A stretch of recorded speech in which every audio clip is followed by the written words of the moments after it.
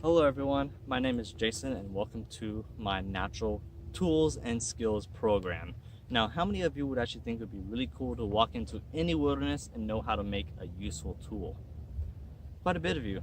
So, luckily for you, this program will actually inform you of the Native American ways on their skills and lifestyles and what they used throughout the whole years that they've been here.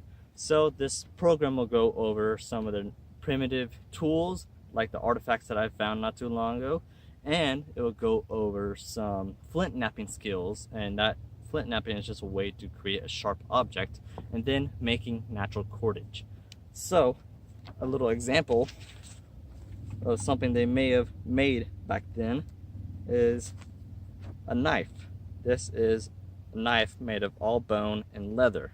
So right here you can see this is a bear jawbone, and then the blade is from an elk bone. So it's a really nice way to cut something and a really nice tool that was made out in the wilderness. So let's start with the primitive tools, and let's walk down here and then I'll show you some of those tools.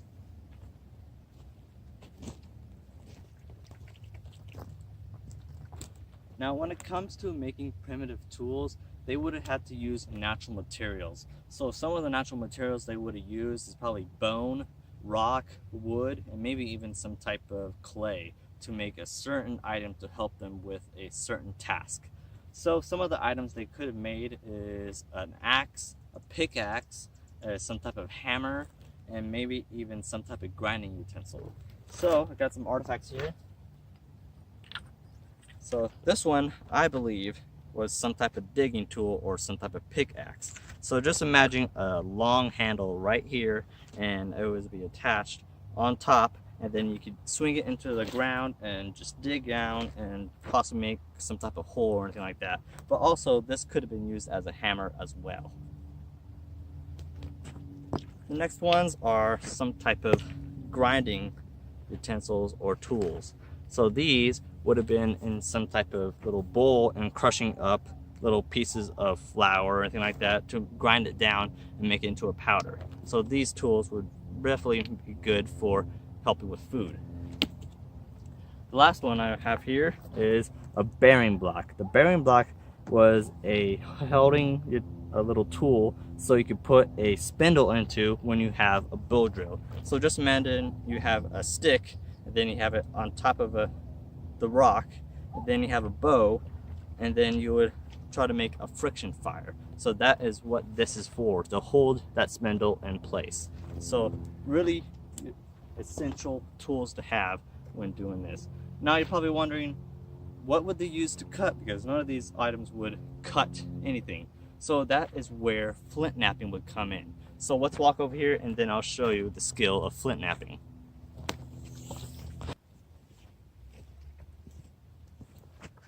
So when you're hearing the words flint knapping, you're probably thinking, is the rock taking a nap or something? No, it's a skill to actually shape a rock into a desired cutting tool. So some of the things that I probably use for making one of these cutting tools is flint, chert, and quartz, and all of those have a really nice way of fracturing when you hit them. So some of the things that you may use to break them apart is some type of bludgeoning object or a hammer. So this is an example of what they may have used. So this could have been just a natural hammer with a stick up like that and then hit it like that. But also this has a really nice form inside the hand to actually hold it against something and then smack it to make whatever object you're making. So some of the objects they may have made are some type of axe head, tomahawk, a knife, a scraper, maybe even an arrowhead. Here is an example of some arrowheads. So right here, it is flint. This is a really nice piece right there, really long, and this definitely could be used on an arrow. So some of the other pieces is obsidian. You can definitely see right there, really shiny, and sometimes you may even see some type of curving when it's fracturing, and that's what the main thing when it's making that sharp piece right there. It just curves and cracks right there, and this is a piece of chert. So those are some of the things that they could have made. Now when it comes to these tools, you need some type of thing to hold them all together, and that's when making natural cordage comes in. So let's go over here and I'll show you what natural cordage is. Finally, the last skill that I'm going to be talking about today is the skill of making natural cordage. Now, cordage is very essential when you're out in the wilderness because you need to tie a lot of things together, especially if you're making shelter or tools. If you're going to have to make some type of hammer, you're going to need to attach that stick to the stone that you have already made, and the cordage will help you a lot with that. So some of the things that you have to look out for when you're trying to make cordage is, first, you got to get natural materials that are fibrous, really strand-like, and strong. So some of the things you may find out here is grass, the inner bark of a really fibrous tree, kind of like juniper or cedar, and then you could also maybe use some type of cottonous material from a flower, or maybe even cotton itself. So let's go over and try to find something that I could definitely use to show how to make this.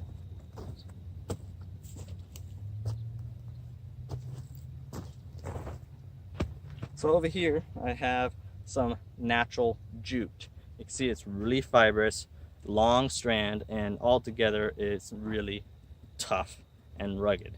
So to begin with this you definitely have to do a process, but this is before and this is after. But let me show you the process of how to make your cordage. So you're going to try to find the middle. You could have this as long as you like, and then try to find the middle and then twist it just a bunch. And then you're gonna have to twist it enough so it kind of kinks on itself. It makes a little loop. So after that actually makes a little loop, you're gonna grab that and you gotta make sure not to let go or it would untangle. So you definitely gotta look up for that. Then you're gonna be left like this, and that's gonna be the length of your rope. So first you're gonna take the top strand or little piece right there, and then you're gonna be twisting it away from yourself or clockwise. So once you get it all twisted, don't twist it too much or it will kink on itself, and then you're gonna pull it back towards you, pull the string back to you, and then hold it right there. And then that way it's gonna be underneath. What was on top is now underneath. So you're gonna do the process again as well. You're gonna twist and then a pull back, twist and then pull back.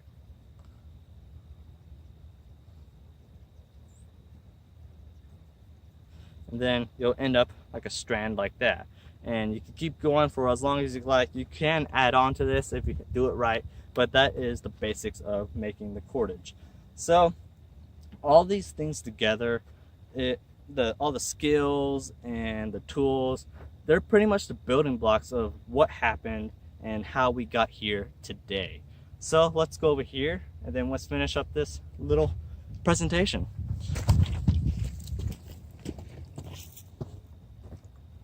So let me give you a little recap of what I've gone over today. So first I went over the primitive tools that the Native Americans and others possibly could have used way before even tools even had a word for it. So the next thing that I went over is the skill of flint knapping. And flint knapping is a way to take a rock and form it into a cutting tool. So the last thing that I went over is natural cordage. And natural cordage is an essential tool to have and an item that is really necessary when you're out in the wilderness. So something to take back home when you're just thinking around or something like that. You got to make sure to think back of what nature has provided you.